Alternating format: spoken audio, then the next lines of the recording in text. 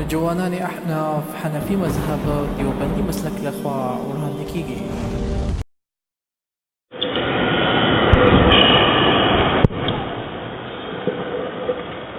رضيت بالله ربا وبالإسلام دينا وبمحمد صلى الله عليه وسلم نبيا أما بعد فأعوذ بالله من الشيطان الرجيم بسم الله الرحمن الرحيم واتبع سبيل من أناب إلي ثم إلي مرجعكم فأنبئكم بما كنتم تعملون. وقال رسول الله صلى الله عليه وسلم من يريد الله به خيرا يفقهه في الدين. اللهم صل على محمد عبدك ورسولك وصل على المؤمنين والمؤمنات والمسلمين والمسلمات. ننزی رباس مسئلہ زمان اغم مسئلہ دا تقلید دا دے مسئلے تا المسائل ویلش ذکر زمانگا او دا پریق مخالف خصم پمینس کی چکم مسائل اختلافی دی ما بہن نزا دی اغا طولو کی دا طولو نا بنیادی مسئلہ اغا مسئلہ دا تقلید دا دیو جن دیتا المسائل ویلش مسئلہ تقلید کی بھئی انشاءاللہ العزیز طولنا اول مخبل دعوی ذکر کو ردینا پس پا بیا دلائل تلاڑ شو اشکالات جوابات بیر مخالفین و دعوی پاگی ترقیات و داغی دلائل و تفصیل سر انشاءاللہ العزیز ذکر کو. اول نمبر دی مسئلی تتاثر راشی مسئلہ زو جہتین دا سلور تعریفات پا اصول مناظرہ کی منگویلی ہو. اول نمبر تعریف منگویلے ہو المدعی من نصب نفسه لإثبات الحکم بالدلیل او التنبیه. مدعی اغا سوک دے چی دے خپل ځان دے حکم د ثابتولو پابند جوړ کی نو په تقلید باندې د وجوب حکم مونږ لګولې ده د دغه حکم شرعي د ثابتولو ذمہ داری مونږ په خپل سره اخلو. مدعی من وجهین دویم دغه طرف نه د شرک تافدا د بدعت تافدا د حرمت تافدا فتوا دا غیر مقلدینو لګولې ده نو هغوی ذمہ د دې خبرې خپل ځان به پابند جوړوي چې دغه ثابت کړي. حکم شرعي لګولې ده نو من وجهین په دې مسله کې هغوی مدعي دي. مسله څه شو؟ ذو جهتین شو. دویم نمبر تعریف تاسو ویلو المدعی من یخالف الظاهر. مدعی هغه څوک دی چې د خلاف الاصل دعوه لري نو د دې تعریف مطابق صرف غیر مقلد مدعی دي. ذکر ټول مسلمانانو خلاف دعوه دیو لري. دریم نمبر المدعی من یثبت امرا زائدا. امر زائد چې شرک دی یا بدعت دی هغه حکم لګي. امر زائد چې وجوب دی هغه موږ حکم لګو. دواړه فریق مدعی هم دي مغضبت علیه هم دي. څلورم نمبر ما تاسو یو تعریف ویلو چې دا په تور د معیار ساتو. المدعی من اذا ترک ترکا. مدعی هغه څوک دی چې خپل داو پرېږدي نو جګړه ختم شي دی پرې ښودلی شي. نو موږ ویلو دا تعریف به معیار ګرځو که صرف د مدعی په دعوې پرېښودو سره جګړه ختمېده بیا به یو فریق صرف مدعی وي بل فریق به صرف متعلیه وي. که د مدعی په جګړه په دعوه پرېښودو سره جګړه نه ختمېده بیا به موږ بل ته پته لګېږي چې هر فریق مدعی هم دی او متعلیه هم دی. تاسو د تقلید باب ته راشئ که موږ د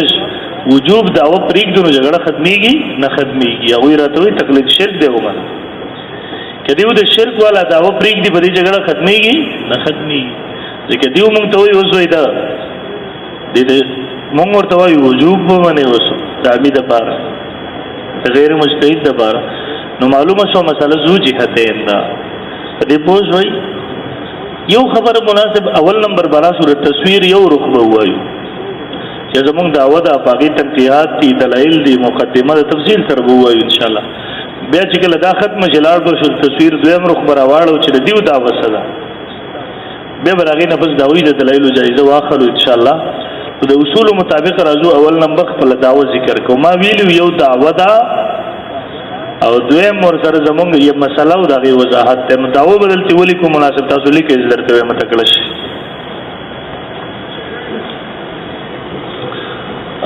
مونږ اهل سنت والجماعت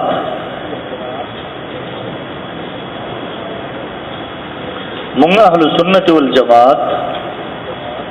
په اجتهادي مسائلو کې غیر مجتهد د پاره د مجتهد تقلید واجب کړو. مونږ اهل سنت والجماعت په اجتهادي مسائلو کې غیر مجتهد د پاره د مجتهد تقلید واجب کړو. او شو مناسب لاندې چې تاسو سره کوم لیدګلې دي دعوه د اهل سنت دې ته ول کې توضیح د دعوه د اهل سنت والجماعت، توضیح او وضاحت د دعوه د اهل سنت والجماعت. دعوه مولي کلا مختصر اسانه اجتهادي مسائلو کې غیر مجتهد د پاره د مجتهد تقلید واجب ګڼو. دا وشو توجه کوي ماته توضیح او وضاحت بداش توجه مونږ اهل سنت والجماعت په اجتهادي مسائلو کې د مجتهد د پاره اجتهاد او د غیر مجتهد د پاره د داسې مجتهد تقلید واجب ګڼو چې داغه مجتهد کېدل په دلیل شرعي یا اجماع سره ثابت وي او داغه مذهب مکمل مدون او متواتر وي. ٹھیک شو مناسب. اول نمبر تاسو دعوی تلاړ شي. دعوی کې زموږ اجتهادي مسائل رااله سراله مناسب. زه تفصیل اجتهادي مسائل کوم ما ته تاسو توجه وکړئ. اجتهادي مسائل په درې قسم دي. زه اجتهادي مسائل په درې قسم دي. نمبر 1 مسائل غیر منصوصه. نمبر 1 مسائل غیر چې قرآن او سنت کې سراتن نشته. دویم نمبر مسائل منصوصه متعارضه. هغه مسائل چې قرآن او سنت کې سراتن شته خو ظاهرا په نصوص کې ټکراو او تضاد راغلی دی. دریم نمبر مسائل منصوصه غیر متعارضه محتمله. هغه مسائل چې هغه منصوصي د قرآن سنت کې سراتن شته او ظاهرا هغه کې تعارض او ټکراو هم نشته لیکن دسی یو لفظ راغلی دی چې هغه د یوې معنی نه د زیاتو معنو احتمال لري. څو قسم شو؟ اول نمبر مسائل غیر منصوصه، دویم نمبر مسائل منصوصه متعارضه، دریم نمبر مسائل غیر منصوصه غیر متعارضه محتمله. دې درې قسم مسائل ته اجتهادي مسائل ویل شي. شو په دې پوه شوي څه تفصیل ته ځم خو کومه مسله پوه شوي. اول نمبر کوم قسم شو؟ مسائل غیر منصوصه. مسائل غیر منصوصه مناسب هغه مسائل چې قرآن سنت کې صراحتن په دې غیر منصوصه مسائلو کې د مجتهد کار دا دی چې هغه غیر منصوصي مسله را اخلي، منصوصي مسائل تزيد غیر پر نظیر تلاش کوي، غیر پر نظیر او مثل تلاش کوي. نمبر 1 کار. دویم نمبر کار دا چې کله نظیر او مثل تلاش کی بیا موزي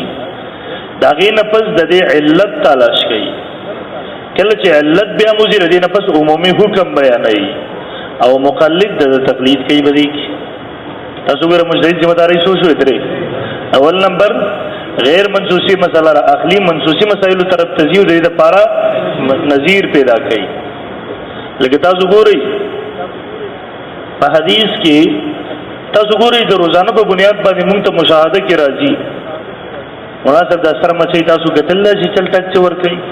هغه بینه مچي هم کتلې ده دغه سیم د نور قسمه ما شه ده یا دغه نور قسمه زناور چې بدن کې شریدون کې نشته کتلیم دي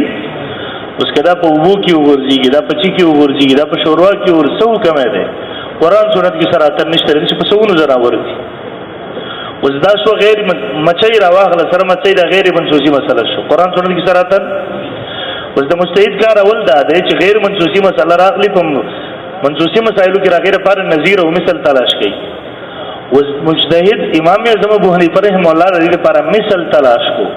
هغه مثل تسزو هغه ورته حدیث کې وکتل ول حدیث کې رزباب د مچ ذکر راغله دی مثل ول تلاش کو کنه.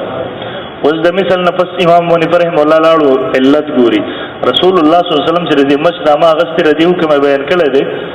نو د مچ کې څه خصوصیت ده؟ نو علت بیا مونته ولدی په بدن کې چریدون کې نه نشته دی په بدن کې گردش کوون کې چریدون کې وینا نشته.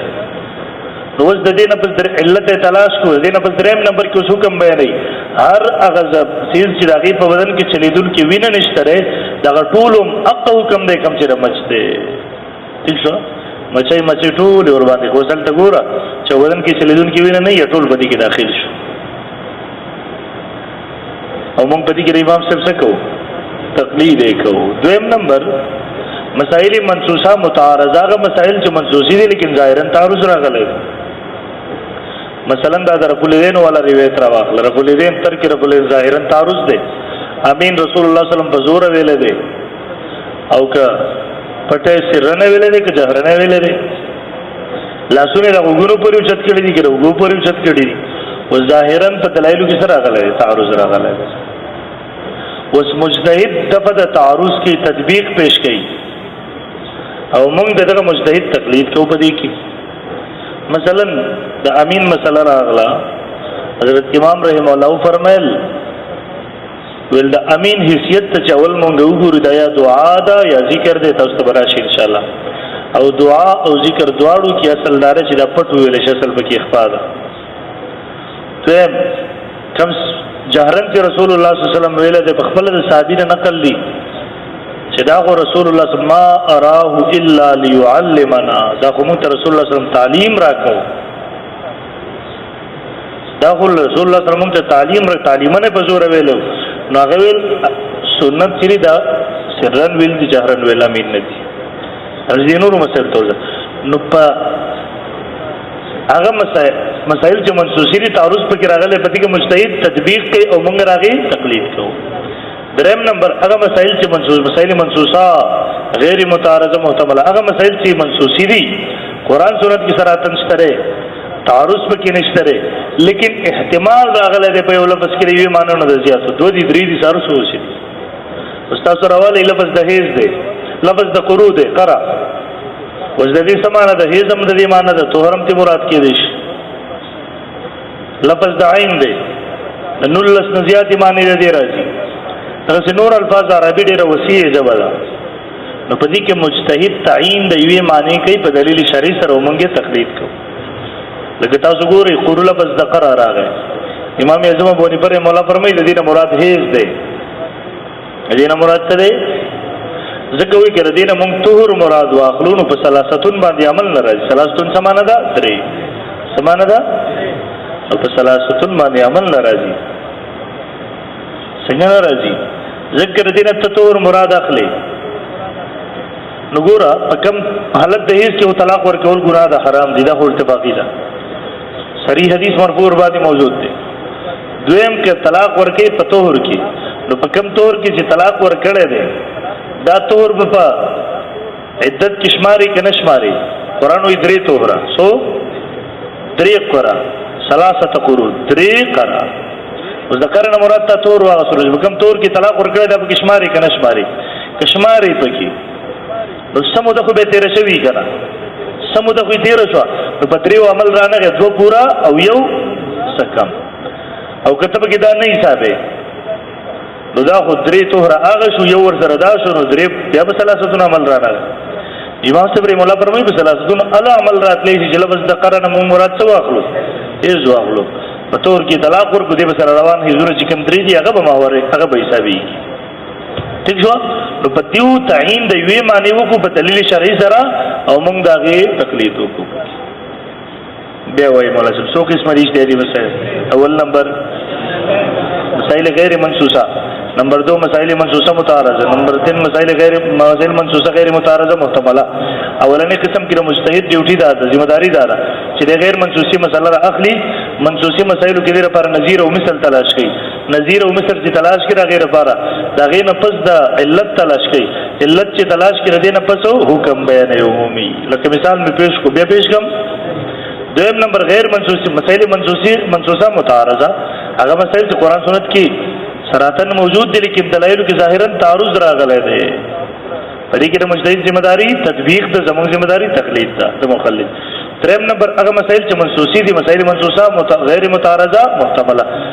تعارض هم نشته منصوصي هم دي قرآن سنت کې صراحتن نشته لیکن په یو لفظ کې یو مانو نه زیات مانو احتمال لري. نو په دې کې مجتهد څه کوي؟ تعین د یو معنی کې په دلیل شرعي سره موږ څه کوو؟ تقلید کوو. دا درې قسمه مسائل څه شو؟ اجتهادي. څلورم قسمه مسائل هغه اجتهادي نه دي مسائل منسوسه غیر متعارضه غیر محتمله هغه مسائل چې قرآن سنت کې صراحتن شته دي تعارض هم پکې نشته دی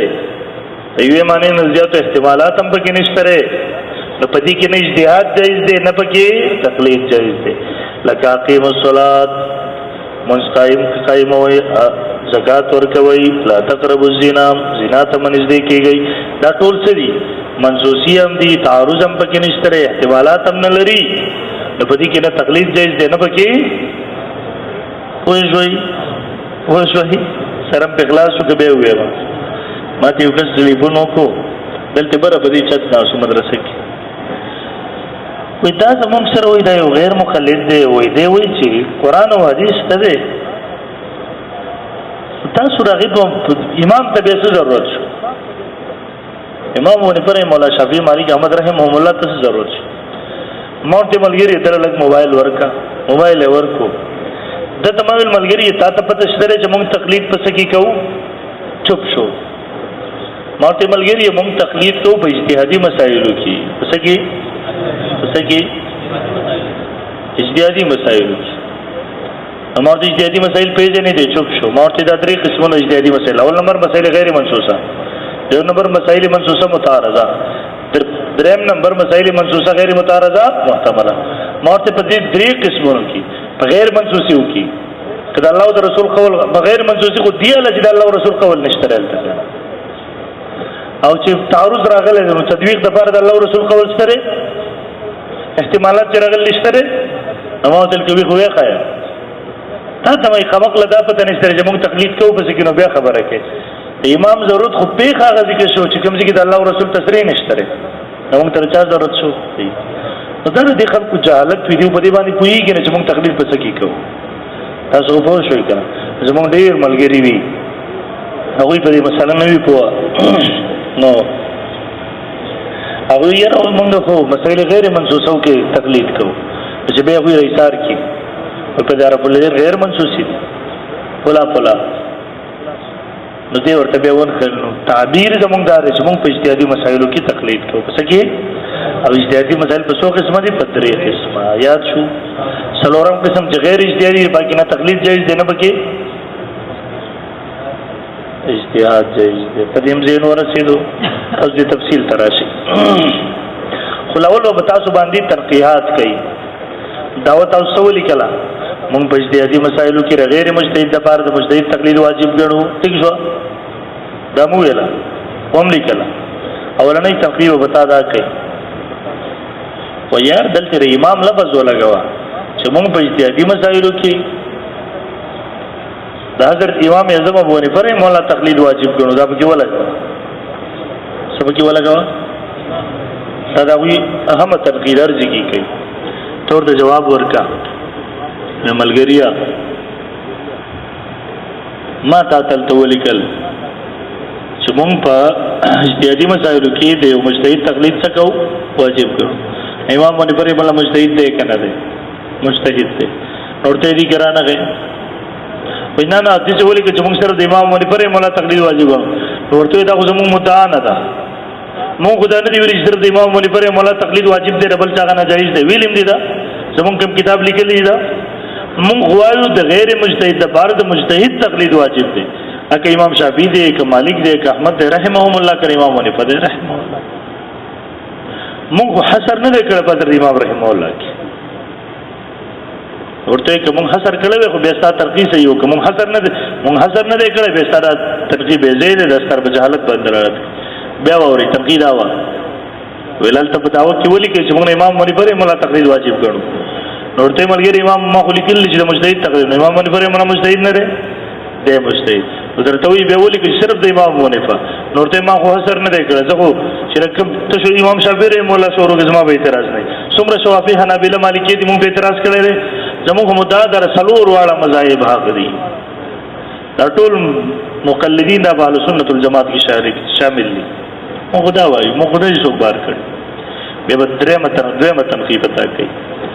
وزارت وایا چې ته تقلید دي کې ولې چې تقلید شخصي واجب دی واجب دی تقلید شخصي اول نمبر خو ته وای ما چې کوم تعبیر لیکل دی په غیر مجتهد باندې د مجتهد تقلید واجب ګڼو دچا زور وای دچا د مجتهد یوې کډی دی یو نو یو ملګو کنه شخصي او خپل لګ تقلید کې څه شو د بابا د مجتهد تقلید نو ولیکو چا ولیکو تاسو نه پوهیږئ به خبره یار تا ته تقلید شخصي دي یو مجتهد تقلید نورته ما خو لیکلي دي چې غیر مجتهد باندې مجتهد تقلید واجب نو مجتهد یوې کډی وي یوې خبره وشو کنه ستاسو اعتراض خو به وځي خبره درته وای خدارت وای چې تا دلته یو امام ولیکو مجتهد دی ولیکو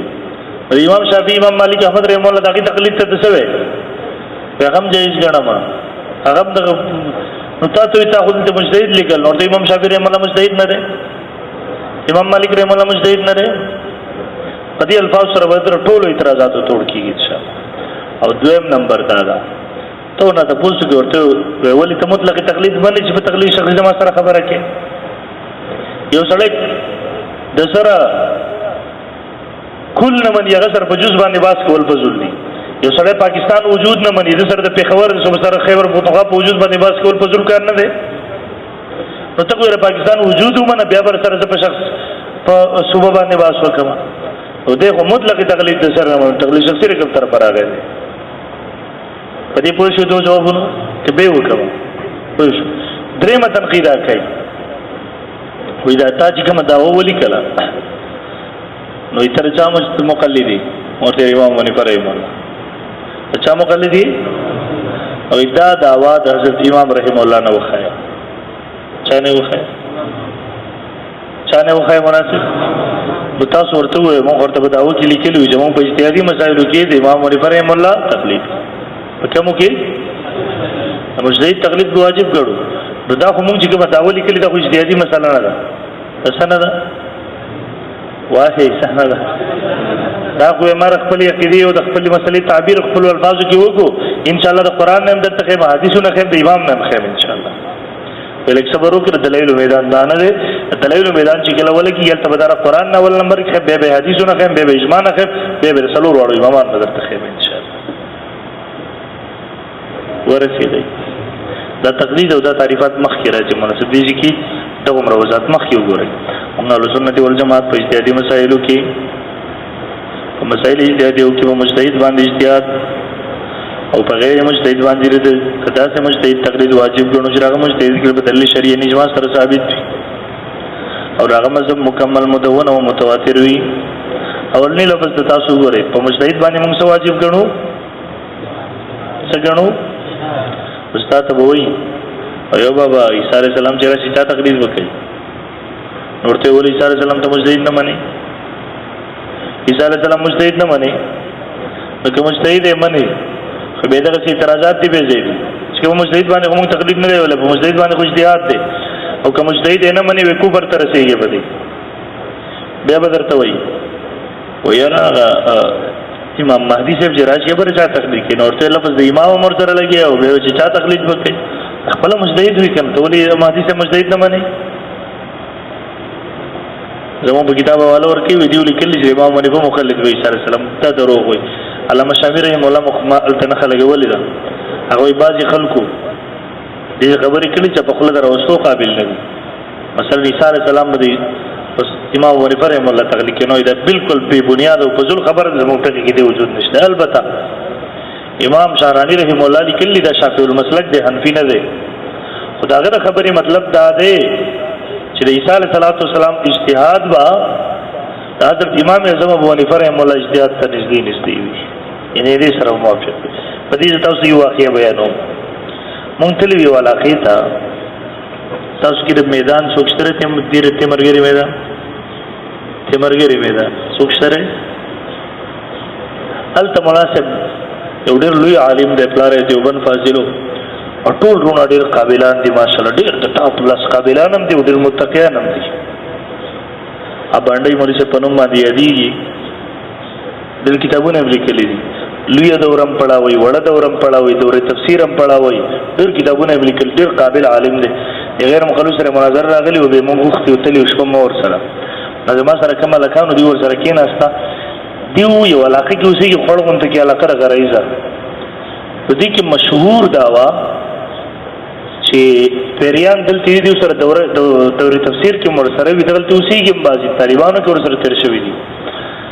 په دې کې یو جن صحابي هم ورته ورسره دغلته و دي ورسره به پاتې کېدو ملاقاتونه به کېدل ورسره بیا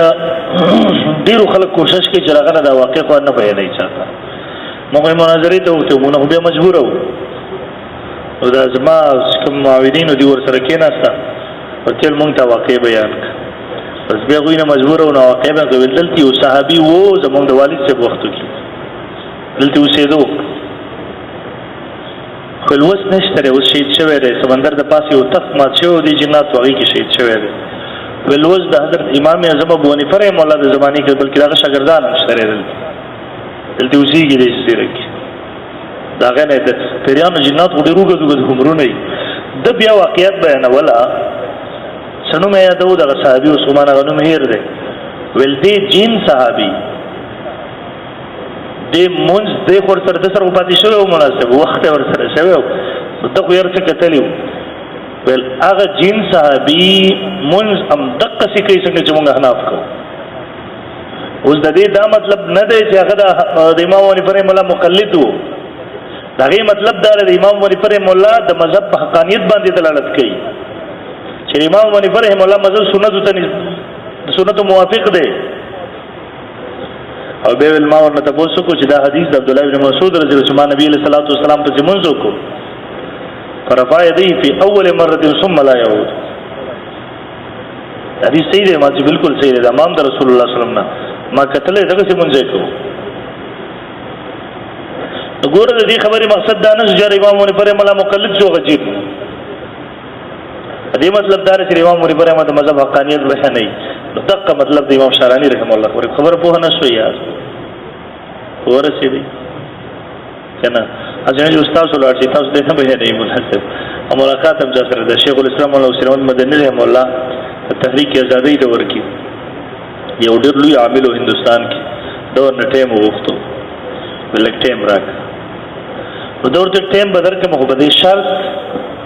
او ډېر مصروفه سړی و چې ویل دغه جناتو کې کوم مشران دي زما ورسره ملاقات کې مخامخ به راسه ورته صحیح ده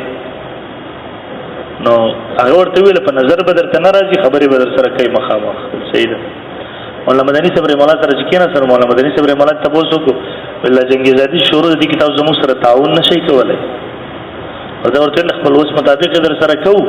خو څنګه چې تاسو کې دغسې ښه کافران دي مؤمنان دي او دا انګریزان دي فلا بل دغسې مونږ کې هم شته دی نو چې مونږ دلته خلاف ورزي کوو نو زمونږ منځ کې هم دا جنګونه لانجې قصې مسې جوړېږي او شاه ولی الله رحمه الله خپل یو کتاب کې لیکي ویل جومات ته روان وم نو ویل یو مار روان و مړ مې کو ویل بیا چې وروسته خبر شوم ویل هغه جین و ویل بیګا ته ناست وم ویل دروازه مې وټکېده چې ورغلم او ویل پوره کسان پولیس ته هغوی راغلي دي ویل زه یې بوتلم خپلې څېرې ته شپې شپه ویل چې کاته مې یو جنازه پرته ډېر خلک ورته راجمع دي ویل زه خو پوه شوم چې سار دې مار وژلی دی هغه جین و ویل زه یې بوتلم خپل قاضي ته حاضر کړم ویل بادشاه هم ورسره ناست و دې معاملې ته حاضر شوی و دې معامله باره کې ویل قاضي چې کوم و د ده دا روزي چې وی ویل دا دې نامه پورې را ځوړندې شوي وی دغسې ویل ما ته ویل چې تا زمونږ کس ولې وژلی دی ما ورته چې ما ستاسو کس نه دی وژلی ویل ما ته ویل چې ولې نه سهار چې ته تلې هغه کس دی نو ما ورته ویل چې ما ته خو پته نه وه ما ورته چې ولې تاسو رسول الله صلی الله نه یې منع کړي چې زمونږ ښار ته په دې شکل کې راشي او موږ ته رسول الله صلی الله علیه وسلم حکم کړی دی چې د هغې څیز وګورئ بړی کوي په دې اجر میلاوېږي نیکي میلاوېږي ویل هغه بادشاه قاضي ته ویله چې دا صحیح وایي وایي دې قاضي دا روزي داسې بره کړی ما ته یې وکته وایي بادشاه ته وایي چې هکذا سمعت رسول الله صلی الله علیه وسلم په دیو کې بولاتو جنات اوس به هم چېرته وي موږ یو مدرسه کې وو هغه وخت کې سوات کې هلته شیخ بختي افسر صاحب رحمه الله وصفات دی ډېر لوی عالم و د تعبیرونو ډېر زیات ماهر و ډېر لرې نه ورته علما راغله هغه عالم ورته خپل خوب بیان خو دی د دې زمانې ابن سیرین و سوات څوک شته دی پکې مولانا از پیژنې شیخ ورته سره مظهر العلوم کې وبدل تر ما استادو هغه مولوی صاحب ته بیا دغه خوب تعبیر ورکو ول حج تبذی او په حج کې جناتو کې او صحابي دغه سره به ملاقات کی هغه ډېر مته راځي تعبیرات ورکول طالب ورته راغی ولې بیګا مې خوب لیدو ډېر لري دی او کې د موبایل دورم نو ول خوب مې کتو چې زمونږ په کور د پاسه سپوږمۍ دوه ټوکړې شوې ده داغه خبرې هم دغه څه وکولې ګستانه وی لاړ شو کور ته مور دې مړه ده کور ته لاړ شو مور دې مړه شوې ده نو سلاړو مور یې مړه وله ډېر ټک پټک تعبیر نو جناتو کې صحابه کرام سبار خل دغه ځن موضوع نه بهر وته مولز دې ته ګوري نو خبره ده الله دیوی مهدی سے پر چا په مذهب باندې نو ته مجتهد وی کنه موږ څه ویل چې مجتهد باندې اجتهاد لازم دی بابا نه چا تقلید وای کنه چا تقلید وی دا مجتهد کېدل بدلې شي تاسو مجتهد کېدل بدلې شرعي یعنی اجماع سره ثابت کور مناسب شرعي مسائل کې اجتهادي دغه شرعي مسائل کې اجماع د مجتهدین معتبر ده اچھا اوس یو سره باندې څلور امامانو اتفاق د اجماع ویل کی د هر کو جابودي اختلاف د اجماع ته نقصان نه رسي کله چې شیخ خو بیا په یو مسله باندې اجماع نشي ورې په نحو کې د نحویانو اجماع اتفاق معتبر دی په صرف کې د صرفیانو اجماع معتبر دی او زموږ سره اختلاف نقصان نه رسي دا کې په فقهي مسایلو کې د فقهای کرامو د څلورو مجتهدینو د ائمه اربعو اتفاق څه ویل کی اجماع ویل کی نګورا امام منفر مولا د درې وړه مجتهدینو مجتهد منل دی کنه دی دغه زمانه کې مخکې روسي څونه مجتهدین د څلورو مجتهدین منل دوی په مجتهد کې دوه باندې اجماع ده او دا اوسنی چې دی یو مجتهد د ماتوغه د زمانه کې وشتره نه او چې هغه مذهب مکمل وي مدون وي متواتر وي مکمل وي په اعتبار د اصول سره مکمل وي په اعتبار د څه سره یا د ستی توجه وکي ماته ګوري حضرت امام اعظم ابو حنیفه رحم الله سلوخ فقهاو مجتهدینو کمیټي جوړ کړی و شاګردانو چې په دې کې د هر فن ماهرین ناسو دیو د قران او سنت نا اخذ د اصول کو د قوانین او اخذ قوانین راوستل اصول هغه راوستل تقریبا په دغه زمانه کې څومره وخت ناس دي سو کاله 73,000 دفعات او قوانین دیو د قران سنت نا استخراج کړي دي دای راوستي دي دې تدوین کړه 73,000 دفعات د مولا علی قاری رحم الله مرقات کې لیکلي څومره دفعات بیا د دې 73,000 دفعاتونه د حضرت امام رحم الله شاګردانو مجتهدینو 12,70,000 یا 90,000 مسائل راوستي دي پوه شئ دلته یاد وساتئ ورته مون بعضی خلک غلط تعبیر وکي په باغی باندې اعتراضات وشنولته بنیاد غلطی خی په باغ باندې بنیاد پر غلط راځي دی وای امام ابو حنیفه مولا چې کوم شورا کې نه ولي و دي 12,70,000 یا 90,000 مسائل استخراج کړل دي چې به ور باندې اعتراض وشي التبا هغه شورا په باره کې دار دی په یو مسله وکړه کله 2-3 ورځې باس وچلې دو 2-3 ورځې وکړه ټول به اتفاق راغی به ولي کلا په دې باندې و اعتراض یو دار شي په دومره وخت کې 12,70,000 مسائل څنګه ولي کړل شو کله کله به یو مسله سورې باسو چلے دو دا خو ممکن نه و 20-25 کاله غوي ناشتي هر څومره به شاید یو خدمازین کې نشته څومره کارونو او دغه نزيات نه دي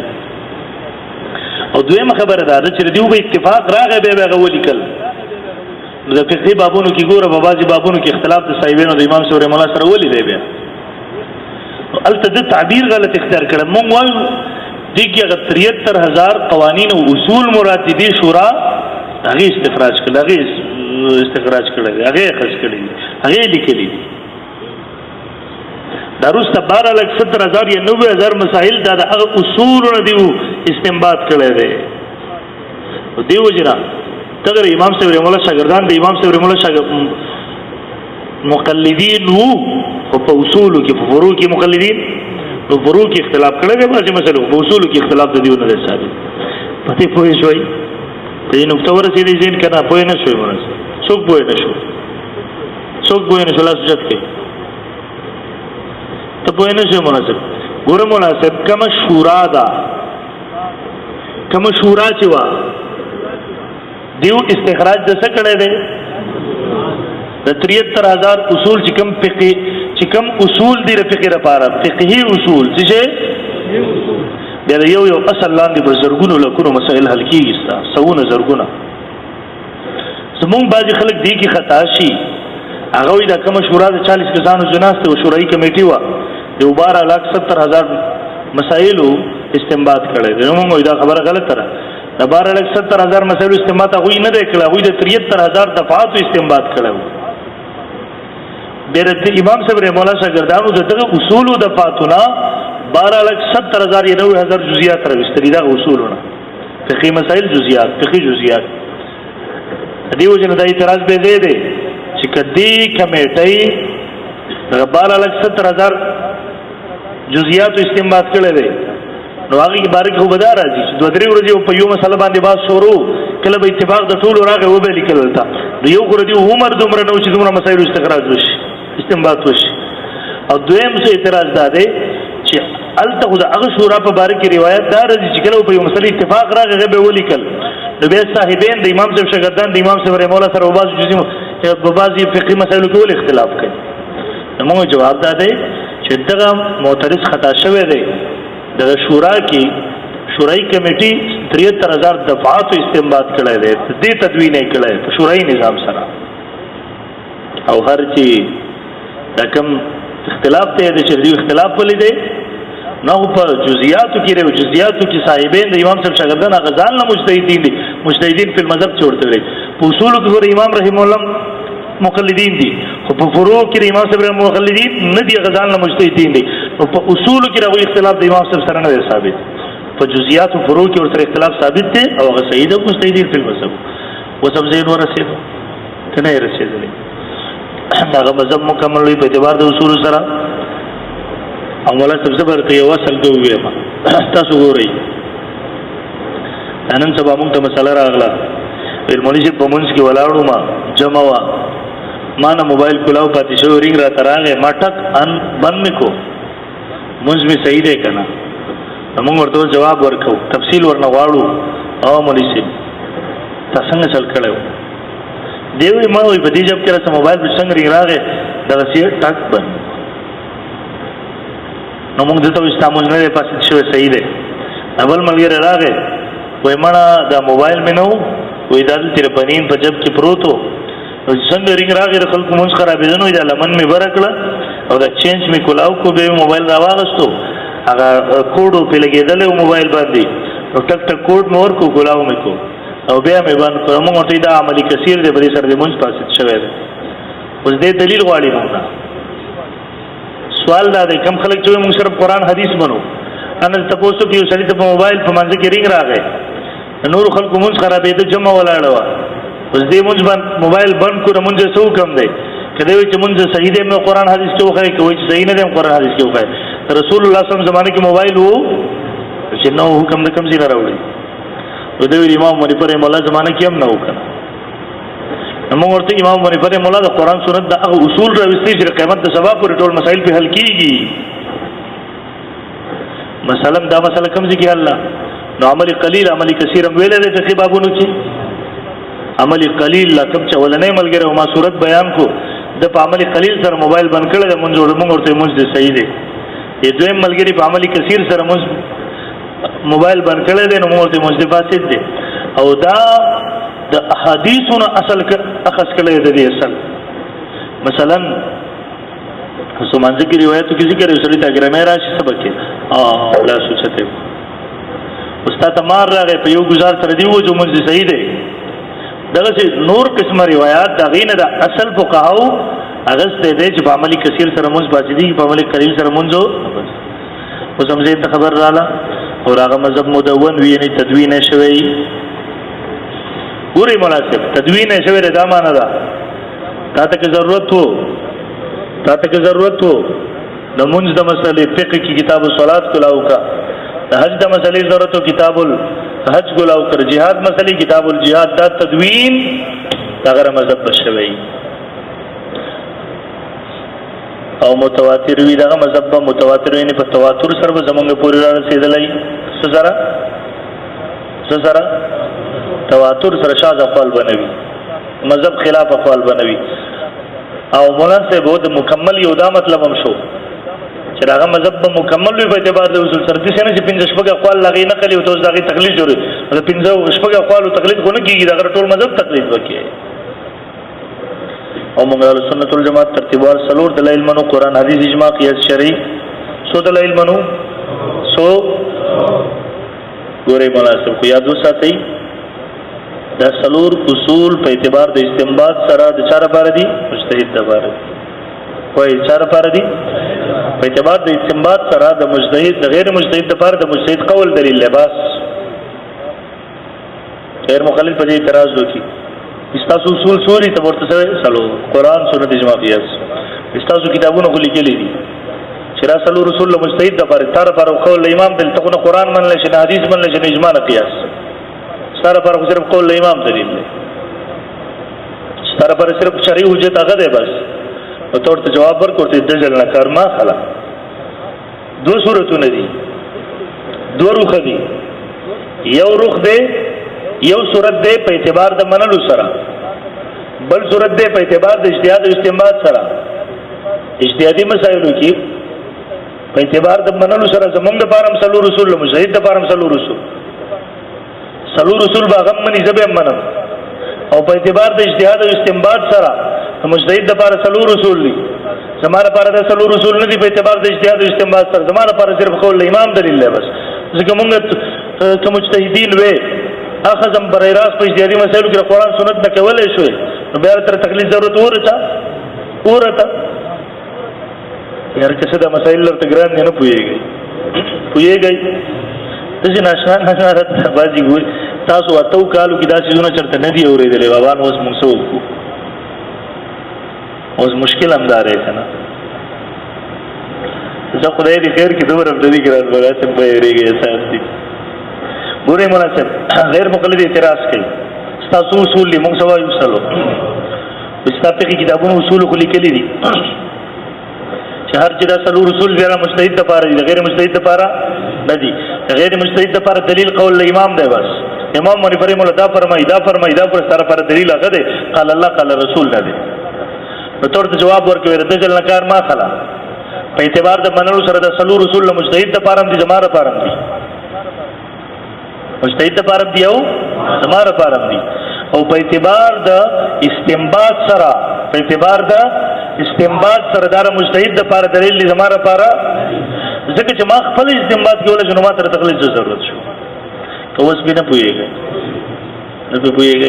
سره تقلید تعریف کې ورته حل کوم مزید مخکې مونږ سلور دلایل منو قران حدیث اجماع قیاس شرعي او دې سلور واړو خلاصه فقهای کرام او فقہ به کتابونو کې تای پاسانل بازو کې درس کړي چې هغه د فقہ ویل شي او مونږ سنت والجماعت پارپن کې رپن ماهرینو تقلید کوو یعنی په صرف کې صرفیانو بناو کې دناویانو او په لغت کې د لغت ګوري مناسبه مونږ په هر فن کې د فن ماهرینو سره کوو تقلید اوس کې ته بیمار شې به چاله شي ډاکټر کډلټرانو په یو نسخه باندې اتفاق وو دا اجماع ده کراوی په کې اختلاف به زبې یو ډاکټر باندې اعتماد کومه خبره منم ده تقلید دی راغ چمیار لورلې زوج دې اسلامه التغفر سے دے پھر عارف سے مولانا مفتی پھر عارف سے هغه ډېر خدمت کوي مولا صاحب ورولتا هر کال چې دې هر اختر ته زما دلته نور ملګری هم وي هغه ټولو کې یو دی وي زه چې زما ته 400 کې مې راکوس کې هغه مارکیټ ته سپلولتا الته به نور هم لګي چې دلته مراشه دې تیر اختر ته قسمه سپلایر راوړي ماته دام خدیدا په کې کوالټي ده او زه کوالټي پیژنم ما غوړ چې مې ته کار نه دی کړم مناسب اگر ته دا خدي نو ما په کې یو شکل ډول مورته بس دا تیراک په دې کې ما تقلید ته چاو کو اچھا میار چې به وکړو الته جوړ شو کپڑے والا کپڑے کاروبار څه وای دا ښه کپڑا مورته ښه کپڑا وای دا ښه کپڑا نو زه په خاصه پوېږم خو راځه دا کې پیسې ورکو اوس کې بسر بو کې سربیانو تقلید کې وغویرا مثلا دغه سره کل فاعل مرفوع موږ سیدا یو هر فاعل مرفوع دی مفعول به منصوب دی مضاف الیه مجرور موږ سیدا بس ٹھیک ده دا چا تقلید کو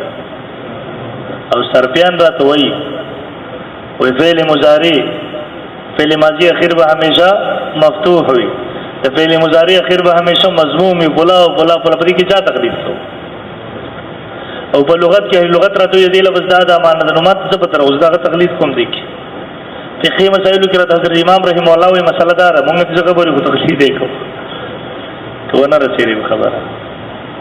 په هر فن کې دا فن ماهرینو تقلید توجه وکړئ ماته دا تفصیل مې دې لپاره وکړو اکثر غیر مقلد دي تاسو رچ کله باز شي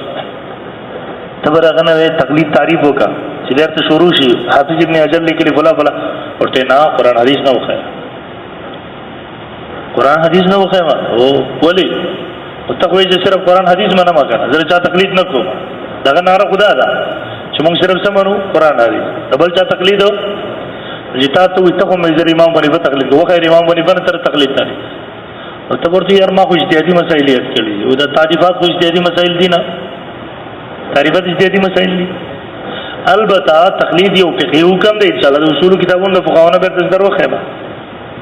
چلو باقي به وخت کې باس کو دومره خبر استاد یې تمہارا ورل مقصود په دې ورسې دی مناسب کنه دومره بس ته کې بس ویه بس ته وایل راک